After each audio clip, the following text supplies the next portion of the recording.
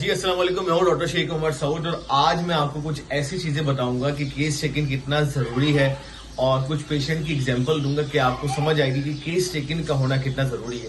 आज हम बात करने वाले नाक के इश्यूज के बारे में।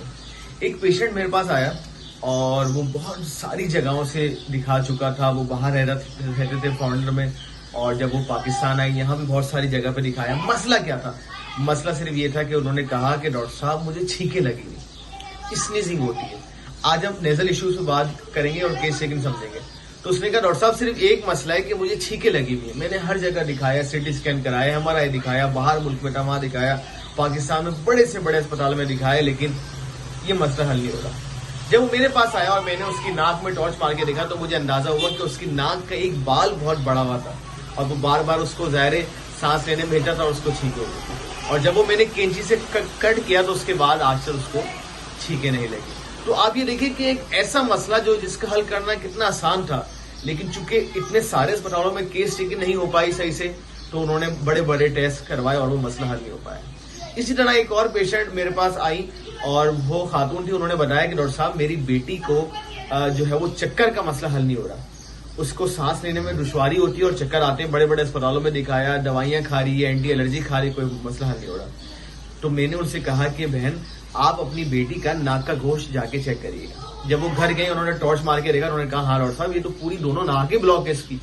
जब मैंने उसको दवा दी और उसकी नाक का गोश्त जो है वो डिजोल्व होने लगा, हटने लगा, तो उसको सांस का मसला और चक्कर आने का मसला हल हो गया। तो आप ये देखें कि ये कितनी छोटी सी चीज है और इसके कितने बड़े बड़े मसाइल है। और हमारे कराची शहर में मैं आपको बताऊं कि मोस्ट ऑफ द पीपल का नाक का गोश्त बढ़ रहा है। इसकी वजह क्या है? इसकी वजह यहाँ की डस्ट एलर्जी कंडीशन है। एक और बच्चा मेरे पास आया और उसकी माँ ने बताया कि डॉक्टर साहब मेरा बच्चा ना खेलते खेलते गिर के बेहोश हो जाता है। बड़ी बड़ी जगहों पे दिखाया, समझ नहीं आ रहा। अगेन उसका भी मैंने नाक का गोश्त चेक किया तो बड़ा हुआ। तो हो क्या रहा था कि जब बच्चा भागता है तो भागने में ऑक्सीजन ज्यादा चाहिए, चूंकि उसकी दोनों नाक ब्लॉक थी और सांस नहीं आ पा रही थी। तो जब वो भाग रहा था तो भागने की वजह से सांस नहीं आ पा रहा था उसके ब्रेन पे और वो बेहोश हो जा रहा था। तो जब मैंने उसका नाक का ट्रीटमेंट किया तो अल्हम्दुलिल्लाह वो भी ठीक हो गया।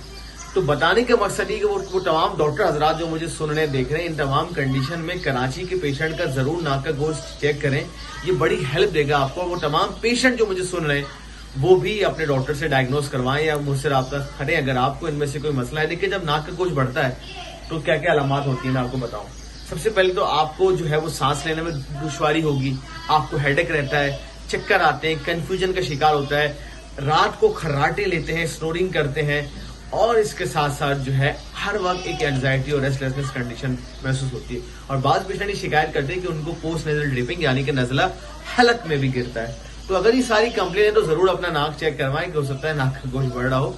तो मुझे उम्मीद है कि ये वीडियो आपको पसंद आएगी और आपको हेल्प देगी बहुत सारे केसेस को सॉल्व करने। अपना रखिएगा बहुत सारा ख्याल। और इस वीडियो को और इस तरह की वीडियो देखना चाहते हैं तो जरूर चैनल को लाइक करें, सब्सक्राइब करें, दोस्तों के साथ शेयर करें। शुक्रिया।